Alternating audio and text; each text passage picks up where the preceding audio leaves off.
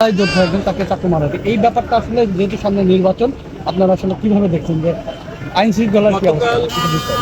যিনি আলমগীর নির্মম হত্যাকাণ্ডের শিকার হয়েছেন, তিনি আমার একটা কেন্দ্র কমিটির প্রধান।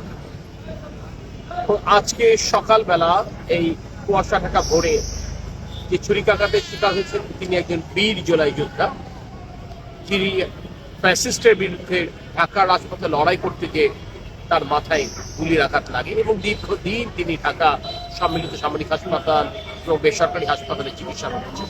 এখনো তিনি স্বাভাবিক জীবনে ফিরতে পারেননি এবং আর কখনোই স্বাভাবিক জীবনে ফিরবেন না বলেই ডাক্তাররা জানিয়েছেন।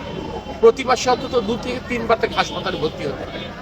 এরকম একটা নিরীহ, এরকম একটা অসহায়, এরকম একটা দুর্বল ছেলেকে কে বা কারা আঘাত করবে, তার তো সহ্য করে থাকবার কোনো কারণ নেই। অর্থাৎ এটা একটা পরিকল্পিত ঘটনা। এটা আইন শৃঙ্খলা পরিস্থিতিকে অবনতি ঘটাবার জন্য, নির্বাচনকে অনিশ্চিত করবার জন্য, বানচাল করবার জন্য। আমি জানি না এনাম সিদ্দিকের অপরাধটা কি। সে ফ্যাসিস্টের বিরুদ্ধে আন্দোলন করেছিল, এটা কি তার অপরাধ?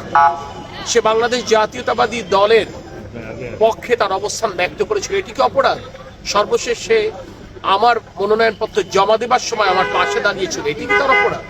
যদি এটি অপরাধ হয়ে থাকে, ইনশাআল্লাহ আমরা সকলকে সাথে নিয়ে এই সন্ত্রাসীদের মোকাবিলা করব।